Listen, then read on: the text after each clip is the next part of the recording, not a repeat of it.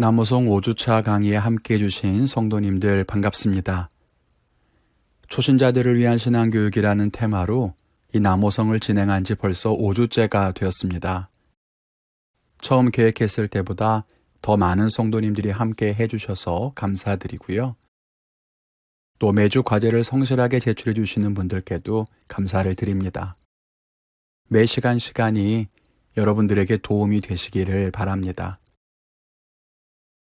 이번 주에는 이스라엘의 지도를 한번 살펴보면서 여러 가지 이야기들을 나누려고 합니다.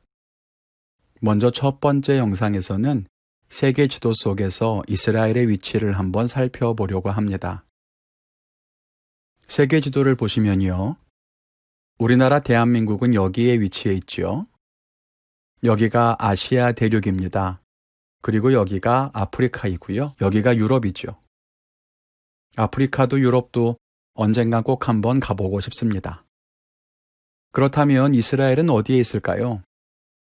네, 이스라엘은 바로 여기 있습니다. 우리 대한민국 면적의 5분의 1 정도 된다고 하는데요. 이스라엘이 있는 이 지역을 근동 지역이라고 부릅니다. 사실 이게 좀 웃긴 표현인데요. 여러분, 근동, 중동 혹은 극동 이런 말 들어보셨죠? 이 말은 유럽 사람들이 동양을 가리킬 때 쓰는 말입니다. 유럽의 입장에서 동쪽에 위치한 세상을 동양이라고 불렀거든요. 그런데 그 동양 중에서 자기들, 즉 유럽에 가까운 쪽은 근동, 조금 먼 쪽은 가운데, 중동, 제일 먼 쪽은 동쪽의 끝, 그래서 극동, 그렇게 불렀던 것입니다. 그런데 이 근동 지역이 중동과 워낙 가까이 있기 때문에 합해서 중근동이라고 부르기도 하고요. 요즘엔 근동과 중동을 특별하게 구분하지 않는 경향도 있습니다. 아무튼 이스라엘은 근동 혹은 중근동, 중동 그런 즈음에 있어요. 조금 더 가까이 들어가 보면 이스라엘은 북쪽으로는 레바논, 시리아, 또 동쪽으로는 요르단, 남쪽으로는 이집트와 붙어 있고요. 서쪽에는 지중해와 맞닿아 있습니다. 하나님께서 아브라함을 갈대아 우르에서 불러 가나안으로 인도하셨다는 것을 지난 시간에 살펴봤죠. 그때 아브라함이 출발한 갈대아 우르는 이스라엘보다 훨씬 동쪽인 바빌로니아 문명권에 있었습니다. 그 아브라함이 하나님의 인도를 따라 도착한 곳이 바로 이곳 가나안 땅이었습니다. 성경에서는 가나안이라고 하고요. 또 팔레스타인이라고도 부릅니다. 아무튼 서쪽으로는 지중해까지, 동쪽으로는 요단강, 갈릴리 바다, 사해 지역까지, 남쪽으로는 시나이 반도까지, 북쪽으로는 시로와 두로라고 하는 레바논 지역까지 하나님께서 아브라함에게 보여주시면서 그 땅을 주시겠다고 약속합니다.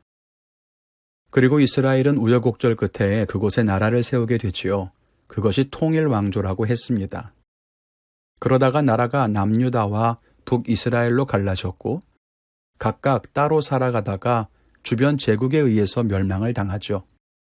이 이야기는 다음 영상에서 다시 다루기로 하고요.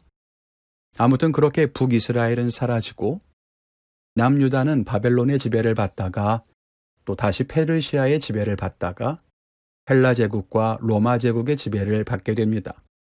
참으로 오랫동안 나라를 빼앗긴 채 제국의 식민지로 살았던 이스라엘은 결국 AD 70년에는 완전히 멸망을 당해 이 땅에서 사라지게 됩니다. 그리고 유대인들은 세상으로 뿔뿔이 흩어져 살게 되는데요. 그들을 디아스포라 유대인이라고 부릅니다. 흩어진 유대인이라고 하는 뜻입니다. 그렇게 살던 유대인들은 각 나라에서 험하고 굳은 일을 하면서 재물을 쌓고 힘을 기르게 됩니다.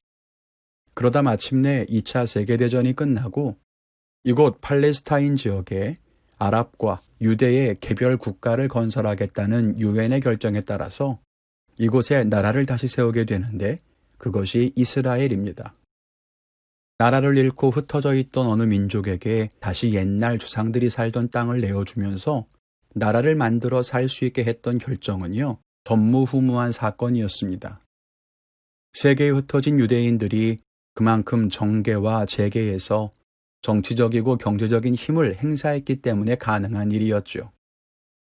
아무튼 이스라엘이라는 나라가 세워지고 흩어졌던 유대인들이 다시 하나님의 약속의 땅에 모여 살게 된 것은 감사한 일이었지만 그건 유대인들의 입장이었고요. 이 땅에 살던 사람들도 있었겠죠. 그들의 입장에서는 얼마나 황당했을까요? 이곳에 이스라엘을 세우면서 팔레스타인 사람들을 위한 거주지를 따로 지정해 놓았는데 그곳이 가자지구 혹은 서안지구라는 곳입니다. 뉴스에서 많이 들어보셨죠? 이스라엘과 팔레스타인 사이에 끊임없이 갈등이 있고 무력 충돌이 벌어지는 곳이 바로 여기입니다. 팔레스타인 입장에서는 그럴 수밖에 없는 것이 자기들이 살던 곳에 들어와서 옛날에 우리 조상들이 살던 땅이고 하나님이 약속하신 땅이니까 자기들 땅이라고 나라를 세우고 먼저 살던 팔레스타인 사람들을 한쪽에 모여 살라고 하니까 얼마나 억울하겠어요. 이것이 현재 팔레스타인 분쟁의 출발인 것입니다. 우리가 지난 시간에 아브라함이 가나안에 들어와서 가나안 족속과 살았던 때, 그리고 출애굽해서 가나안 족속들을 몰아내고 이스라엘을 세웠던 때를 살펴봤는데 그때와 똑같은 상황이 펼쳐지게 된 거지요. 나중에 이 이야기는 조금 더 세부적으로 다룰 수 있기를 바랍니다. 아무튼 그렇게 이곳에 이스라엘이 세워진 건 1948년의 일이고요. 지금까지 이스라엘이라는 이름의 나라로 이어져 옵니다. 이 이스라엘 지역은 여름에는 기온이 높고 건조하고요. 겨울에는 온화하고 습한 기후적인 특징을 보입니다. 이것을 지중해성 기후라고 합니다. 여러분 지도에서 이스라엘이 지중해 옆에 있다고 했죠. 이 지중해를 삥 둘러있는 지역들이 대부분 지중해성 기후를 띠는데요. 스페인, 프랑스 남부, 이탈리아, 그리스, 터키, 이스라엘 등이 지중해성 기후입니다.